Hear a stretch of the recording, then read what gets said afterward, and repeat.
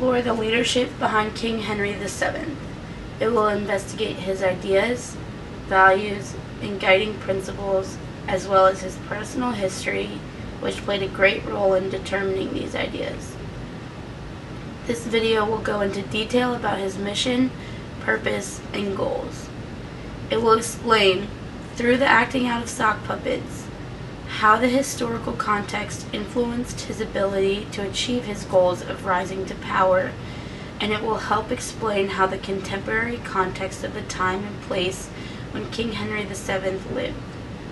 Using sock puppets again, the video will display the leadership traits he possessed and behaviors that his followers expected him to have, also whether he met their expectations or not. The video describes his immediate context and what decisions and actions he had to make in order to reach his goals. Looking at Wren and at the leadership characteristics of King Henry VII, the video will analyze which leadership theory he most closely represents and explain further in depth. King Henry VII was a highly successful and effective leader who utilized his past historical context of confusing family ties, contemporary context of feuding houses, immediate context of war, and clever techniques of deceit to overpower the York family and claim his spot to the throne.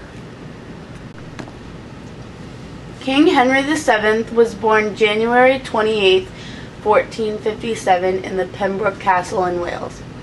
He was raised in both Wales and England. Henry VII's father was Edmund Tudor, who was the Earl of Richmond. An earl is a member of nobility. His mother was Margaret Beaufort. Before Henry was born, his father died fighting the Duke of York, who was trying to take control of West Wales.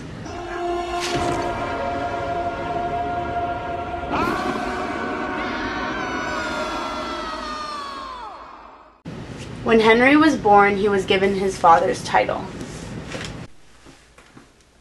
Growing up, there was always conflict between the two main powers in England, the families of York and the families of Lancaster.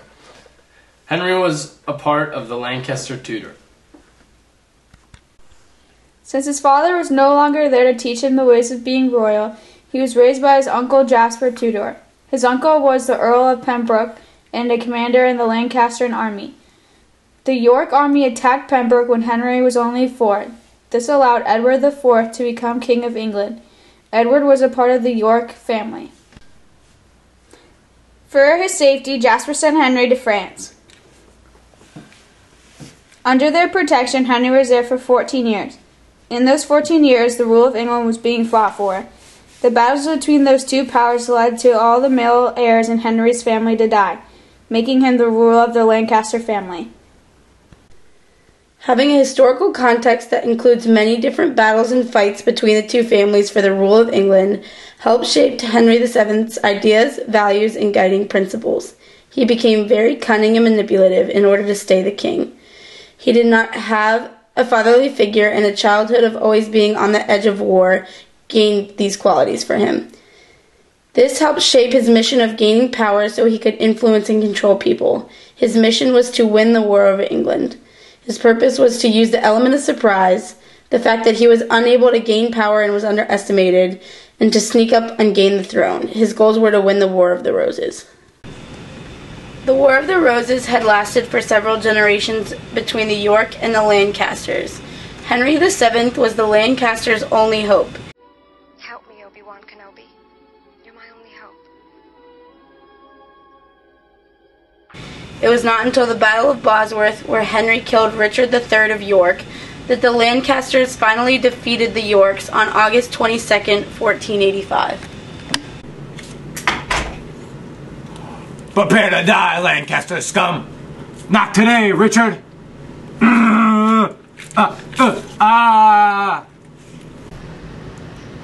After the Battle of Bosworth, the Lancasters ended the War of Roses victorious. Then in 1846, King Henry VII married Elizabeth of York and completely legitimized his claim to the throne, as well as bringing the Yorks and Lancasters together, resolving their conflict. When faced with a problem in this era or dispute, they turn to battle, trust the king, and rely strongly on their lineage as a source of legitimizing power. The societal values that stand in this time era is an able man or ruler. King Henry VII is seen as strong, powerful, confident, and able. After the Battle of Bosworth, the Lancasters ended the War of Roses victorious. Then in 1846, King Henry VII married Elizabeth of York and completely legitimized his claim to the throne, as well as bringing the Yorks and Lancasters together, resolving their conflict.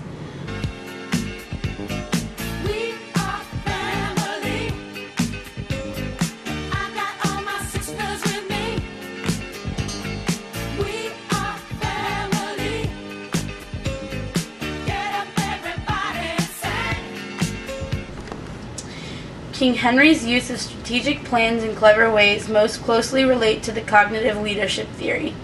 During his reign, King Henry not only used sharp, clever techniques that kept him ahead of his opponents, but he also thought out ingenious plans to come into power. It was said that Henry was a very difficult opponent. He was a clever man who was determined not to lose his throne. This closely relates to cognitive leadership theory that states the human mind is the main arena in which leadership occurs. King Henry VII embodies this leadership theory because he believed the way in which to achieve his goals was to be one step ahead of the opponent with a plan for success. As stated, it says, Henry had a three-way plan to bring the barons under his control. His first plan was banning all private armies, his second was heavily taxing the barons to take away from their wealth, and the third plan was to use the Court of Star Chamber to control the barons. The way in which King Henry VII went about defeating his enemies and overcoming his opposition show that he most closely relates to the cognitive leadership theory. King Henry was a highly effective and influential leader.